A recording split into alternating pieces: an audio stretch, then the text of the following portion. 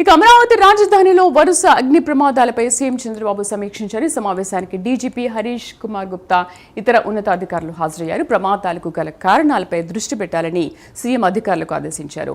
అగ్ని ప్రమాదాలకు సంబంధించి ప్రత్యేక కమిటీ ఏర్పాటు చేసే అవకాశం ఉన్నట్లుగా తెలుస్తోంది. ఇక పూర్తి సమాచారాన్ని మా కరెస్పాండెంట్ శ్రీహరి లైవ్లో అందిస్తారు. శ్రీహరి, ఏపీలో వరుస అగ్ని ప్రమాదాలపైన ఎటువంటి నిర్ణయం తీసుకున్నారు? ఏ విధంగా దీన్ని ఆల్టర్నేట్గా ఏ విధంగా నియంత్రించడానికి నిర్ణయాలు తీసుకుంటున్నారు?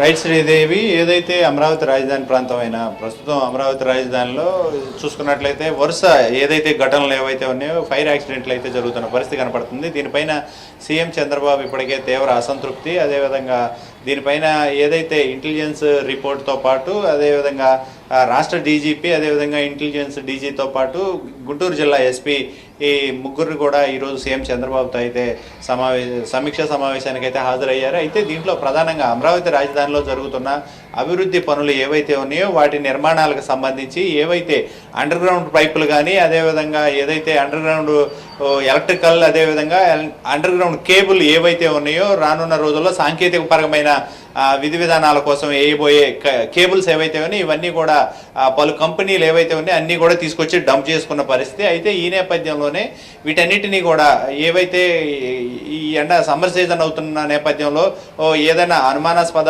ఘటనలు ఏమైనా జరుగుతున్నాయా, లేకపోతే దీనిపైన ఏదైనా అంటే కుట్రపూరితమైన కోణంలో ఏమైనా జరుగుతుందా అనే దానిపైన సీఎం చంద్రబాబు అధికారులను దీనిపైన మాత్రం ఆదేశాలు ఇచ్చారు. అయితే ఏం జరుగుతుంది అనే దాని మీద ఆరా తీయండి, నివేదికను మాత్రం త్వరలో ఇవ్వండి అని చెప్పని సీఎం చంద్రబాబు అయితే సూచించారు. అయితే ఈ నేపథ్యంలోనే ఏదైతే ఈ జరిగిన వరుస ఘటనలు ఏవైతే ఉన్నాయో దీనిపైన ఏదైనా కుట్రకోణం ఉందా అనే దాని మీద మాత్రం క్షుణ్ణంగా పరిశీలించి అక్కడ ఆ సరౌండింగ్స్ ఏవైతే ఉన్నాయో, ఎందుకంటే గత 13 రోజుల క్రితం నేలపాడు ఎల్ఎన్టీ కంపెనీలో ఇదే ప్రమాదం అయితే చోటు చేసుకుంది. అయితే అది పెద్ద ఎత్తున ప్రమాదం చోటు చేసుకోవడంతో అప్పటికే చుట్టుపక్కల ఉన్న ఫైర్ ఇంజన్లు ఒక 6 ఫైర్ ఇంజన్లు వెంటనే దాన్ని అయితే ప్రమాదాన్ని కొంత అదుపు చేసిన పరిస్థితి. అయితే ఇదే నేపథ్యంలో గత రాత్రి 11 గంటలకు ఏదైతే ఈ ప్రమాదం జరిగిందో ఈ ప్రమాదం పైన కూడా పెద్ద ఎత్తున ఫైర్ ఇంజన్లు సరౌండింగ్ లో ఉన్న ఫైర్ ఇంజన్లు అన్నిటినీ కూడా వెంటనే రప్పించిన వెంటనే ఆ మంటలను కూడా కొంత అదుపులోకి తీసుకొచ్చిన పరిస్థితి.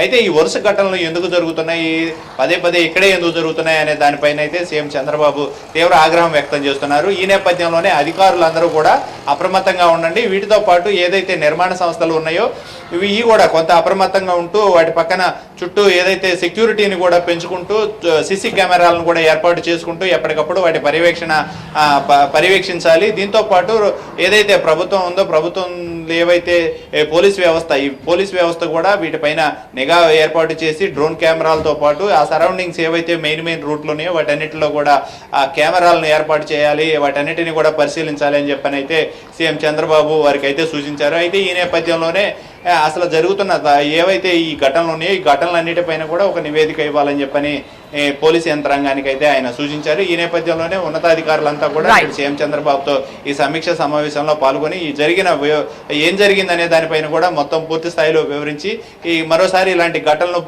పునరావృతం అయితే కాకుండా తగిన చర్యలు చేపడతామని చెప్పని అయితే వారైతే సూచించిన పరిస్థితి కనపడతా ఉంది. Srihari, thank you.